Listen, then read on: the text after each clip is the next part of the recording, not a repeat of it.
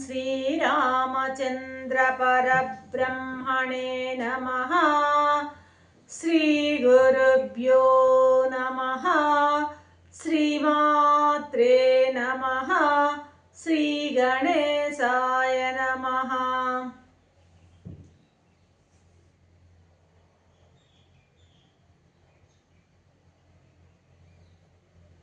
ప్రియాత్మ బంధువులారా, యోగ వాసిష్టం నిర్వాణ ప్రకరణము 473వ భాగం. వశిష్ఠ మహర్షి యొక్క బోధ కొనసాగుతోంది. అంటున్నారు మహర్షి వారు, రామా, నీటి కంటే భిన్నంగా అలలు ఉండవు, అలాగే బ్రహ్మం కంటే భిన్నంగా ఈ శరీరము మొదలైనటువంటివి లేవు. అంటే కనిపించేటువంటి పదార్థాలన్నీ కూడాను బ్రహ్మం కంటే భిన్నంగా లేవు. తరంగం, నూరుగు, సుడిగండం అన్నిటా ఉన్నది ఆ సముద్ర జలమే. కాబట్టి జలం కంటే భిన్నంగా ఈ తరంగం కానీ, నురుగు కానీ, ఆవర్తం కానీ ఏమీ లేవు అంటున్నాడు. స్వర్ణంలో, బంగారులో ఆభరణం తయారైంది. స్వర్ణంలో ఆభరణం ఎలాగా ఉందో అలాగే బ్రహ్మములో ఈ జగత్తు కల్పితమై ఉంది. అంతేకాని ఇంతకంటే వేరేదేది లేదు. సరే, పదే పదే పదే పదే ఈ ఉదాహరణలే, ఈ కాన్సెప్టే ఎందుకు పదే పదే చెప్తున్నారు మహర్షుల వారు? ఏకం సత్ విప్రా బహుదా వదంతి అంటారు. సత్యం ఒకటే. ఇక్కడ చెప్పబడేటువంటి ప్రతి అంశంలోనూ, ప్రతి ఎపిసోడ్లోనూ రిపీటెడ్గా మనం చెప్పుకుంటుంది ఒకటి, ఏంటంటే బ్రహ్మం కంటే భిన్నంగా ఈ ప్రపంచం లేదు అనేది. మరి మహర్షుల వారే ఇన్నిసార్లు ఎందుకు చెప్తున్నారు అంటే దాంట్లో అంతరార్థం ఏమిటి అంటే, ఆ భావాన్ని మీరు బాగా అనుభవానికి తెచ్చుకోవాలంటే పదే పదే పదే పదే మీరు దాన్ని బాగా శ్రవణం చేసి దాన్ని హృదయంలో హృదయాంతర్గతం చేసుకోవాలన్నది మహర్షుల వారి ఉద్దేశం. కాబట్టి ఆ వారి ఉద్దేశం ప్రకారం మనం కూడాను వీటిని ఆ వారు ఉపదేశించిన మార్గంలోనే మళ్ళీ మళ్ళీ మళ్ళీ మళ్ళీ పదే పదే ఈ విషయాలే మనం చెప్పుకుంటున్నాం. సరే, అలా ఉంచితే అంటున్నారు మహర్షి, అయ్యా, అజ్ఞానికి తోచేటువంటి ద్వైత భావన మిథ్యా మాత్రమేనయ్యా అంటున్నాడు. అజ్ఞాని అనేవాడు ద్వైతం చూస్తాడు ప్రపంచంలో. ఏంటి ద్వైతము? ప్రపంచం అనేది వేరుగా ఉంది, ప్రపంచం అనేది తనకంటే ఏదో భిన్నమైనది, అదేదో తన మీద దాడి చేస్తోంది అన్నటువంటి ఆ భావనలో ఉంటాడు. ద్వైత ప్రపంచం వేరు, పరమాత్మ వేరు అనేటువంటి ఆ రెండు అనేటువంటి భావమే ఆ ద్వైత భావం అన్నమాట. ఆ ద్వైతం ఒట్టి మిథ్యయ్యా, అది లేదు, అసలు ద్వైతం లేదు,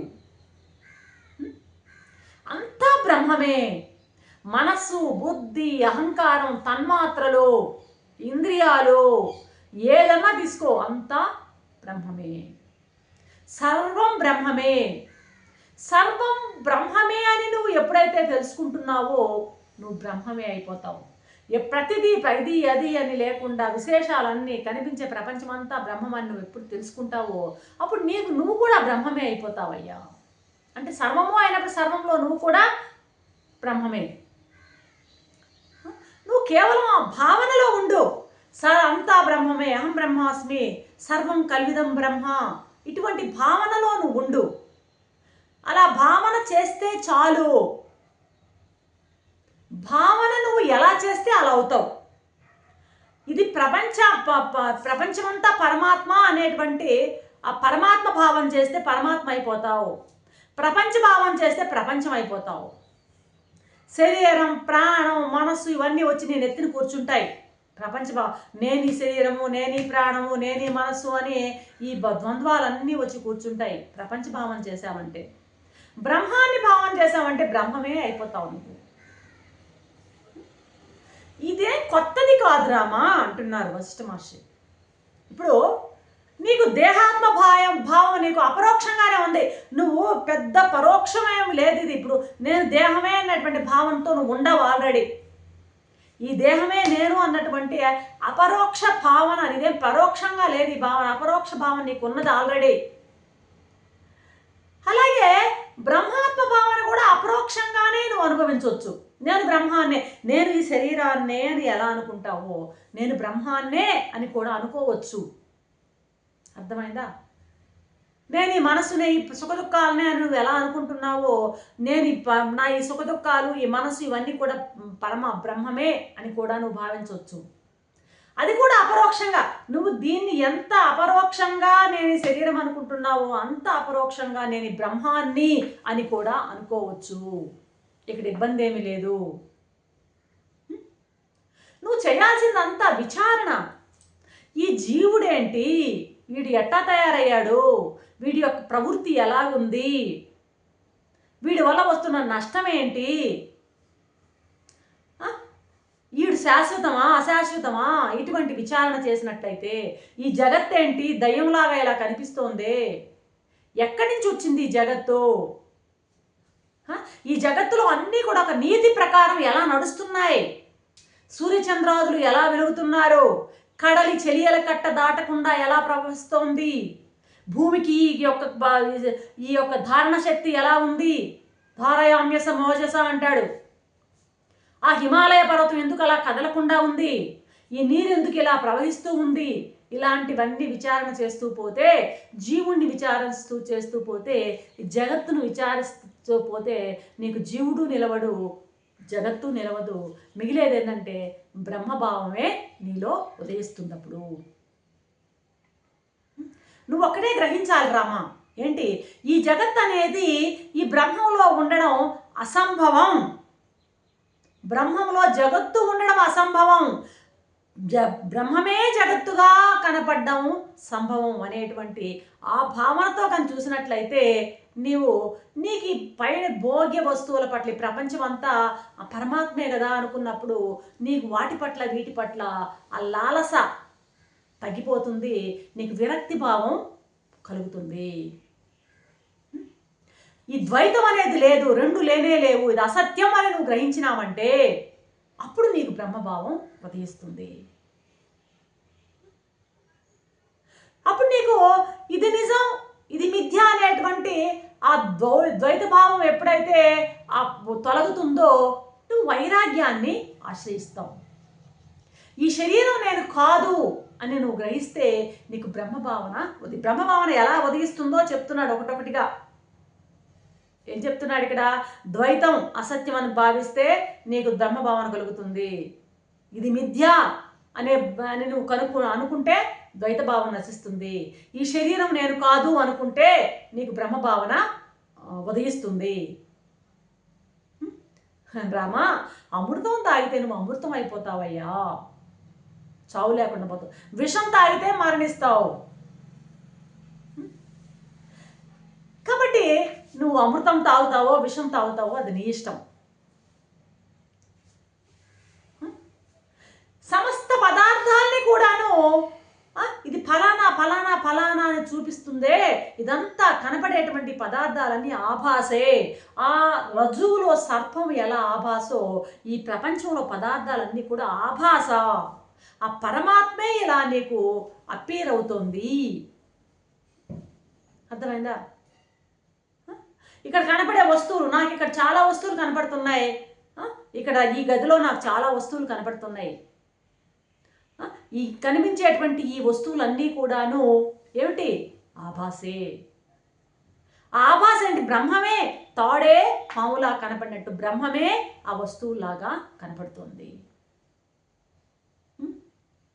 కాబట్టి ఈ ఆభాస ఎట్లాంటిదంటే మలం అంటున్నాడు ఇక్కడ, మలంతో పోలుస్తున్నాడు వశిష్ఠ మహర్షి. ఆ వస్తువుగా ఆ మంచంగా భాషించడం అది మలం అంటున్నాడు. అర్థమవుతుంది? మాలిన్యం. అక్కడ ఉన్న పదార్థం కాదు బ్రహ్మమే అని చూసినట్లయితే నువ్వు అప్పుడు అది అమలం అంటున్నాడు అన్నమాట.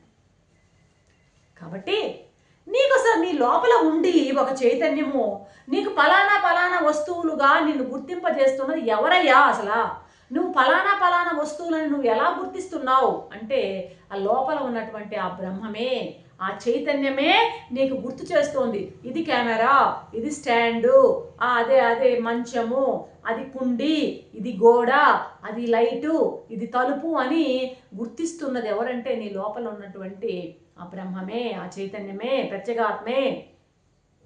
కాబట్టి బయట కనిపించేటువంటి పదార్థాలన్నీ చూపిస్తున్నది ఆ ప్రతిభ, ఆ జ్ఞానమేనయ్యా, నీ జ్ఞానమేనయ్యా. అది లోపల ఉండి నీకు ఇవన్నీ కూడా చూపుతోంది. లోపల వెలుపల సర్వత్రా ఉండి అన్నిటినీ చూపుతోంది ఆ జ్ఞానం. అది ఎలాంటిదయ్యా అంటే అది శాంతం. అంటే దాని విశేషాలు ఏవి లేవు. విశేషాలు ఏవీ లేకుండా విశేషాలను చూపుతోంది అది. అర్థమవుతుందా? దాంట్లో విశేషాలు లేవు, అది విశేషాలను చూపుతున్నది బ్రహ్మం. కాబట్టి రమ ఒకటే చెప్తున్నా విను, మనసు ఎప్పుడు సమంగా ఉండాలయ్యా.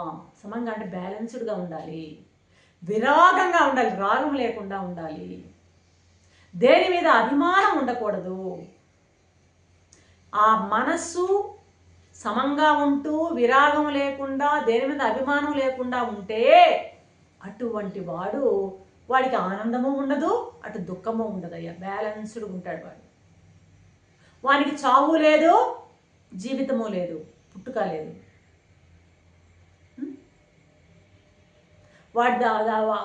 వాడిదంతా వ్యవస్థితం అయిపోతుంది అంటాడు ఇక్కడ. మన వ్యవస్థితం,